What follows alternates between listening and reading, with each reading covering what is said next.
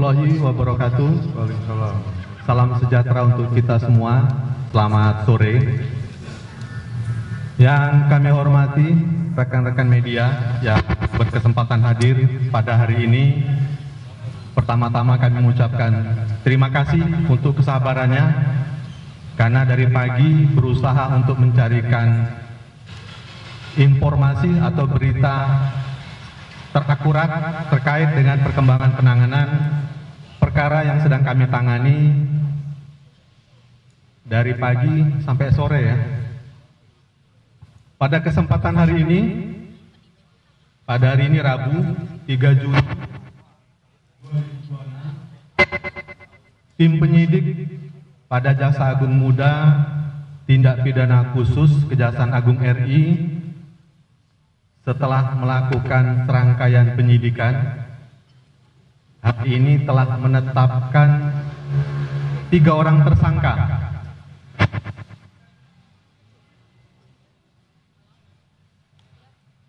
dalam perkara dugaan tindak pidana korupsi, penyimpangan tata kelola program makan bergizi gratis atau MBG pada Badan Gizi Nasional atau BGN pada tahun 2025 sampai dengan tahun 2026. Selanjutnya kami persilakan kepada Bapak Direktur Penyidikan untuk menyampaikan perkembangan terhadap kasus yang sedang ditangani. Kami persilakan. Terima kasih. Terima kasih pada teman-teman media semua. Bahwa pada hari ini, Rabu, tanggal 3 Juni 2026, berdasarkan surat perintah Direktur Penyidikan, tanggal 29 Mei 2026, perihal penyidikan perkara dugaan tindak pidana korupsi, tata kelola program makan bergizi gratis atau MBG pada Badan Gizi Nasional tahun 2025 sampai dengan tahun 2026, tim penyidik pada Jampitsus telah melakukan pemeriksaan terhadap beberapa orang saksi, diantaranya adalah 3 orang saksi, yaitu atas nama Saudara DH selaku Kepala Badan Gizi Nasional periode bulan Agustus 2024 sampai dengan 2 Juni 2026, Saudara SS selaku Wakil Kepala BGN Bidang Operasional Pemenuhan Gizi periode 17 September 2025 sampai dengan 2 Juni 2026, dan Saudara LP selaku Wakil Kepala BGN Bidang Operasional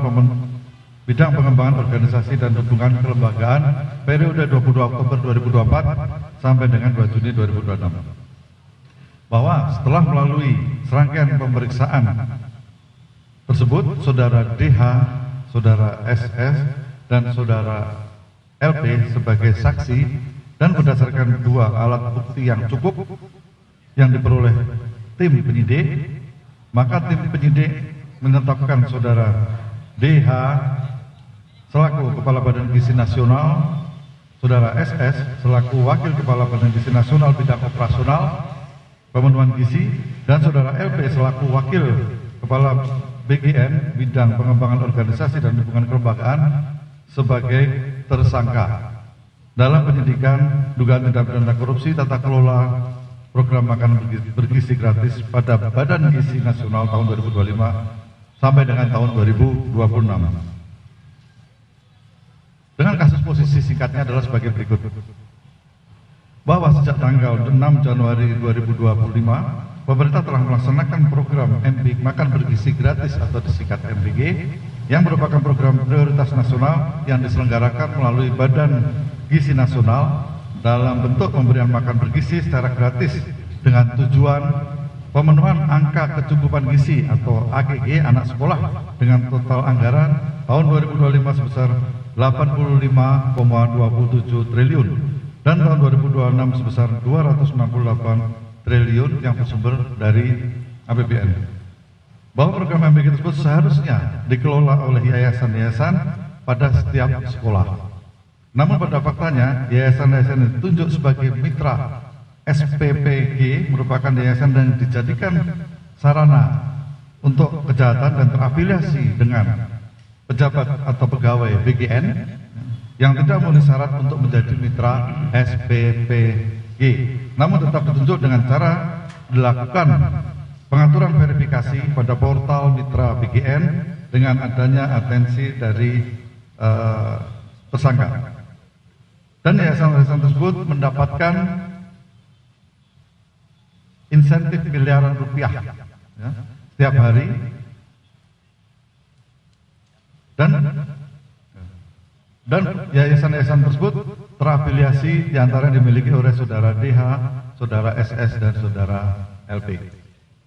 Bahwa selain menggunakan yayasan yang terafiliasi tersebut, saudara DH bersama-sama dengan saudara SS dan saudara LP dalam melakukan proses pengadaan baik barang dan jasa di BGN secara melawan hukum, melakukan intervensi kepada BPK, sehingga dalam penyusunan KAK pengadaan barang dan jasa pada BGN tidak disusun sesuai kebutuhan real di lapangan dan adanya markup harga pengadaan, sehingga terjadi kerugian yang tidak mendukung operasional pelaksanaan MBG.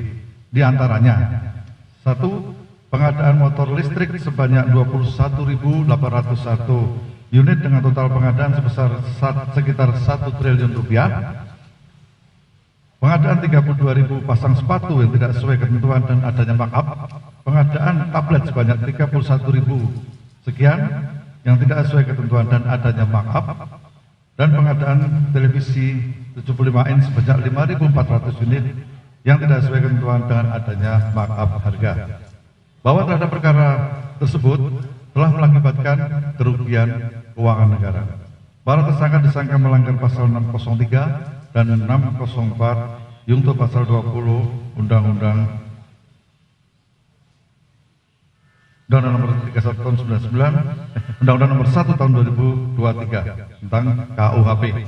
Bahwa para tersangka tersebut saat ini dilakukan penahanan selama 20 hari ke depan di Rutan Salemba Cabang Kejaksaan Agung dan Rutan Salemba Cabang Kejaksaan Negeri Jakarta Selatan. Demikian kami sampaikan. Terima kasih. Terima kasih Pak Dirut. Sesi tanya jawab. Untuk berikutnya kami persilakan kepada rekan-rekan, mungkin untuk ada beberapa yang mau ditanyakan. Kami batasi 3 penanya dulu ya. Mbak yang pakai jilbab.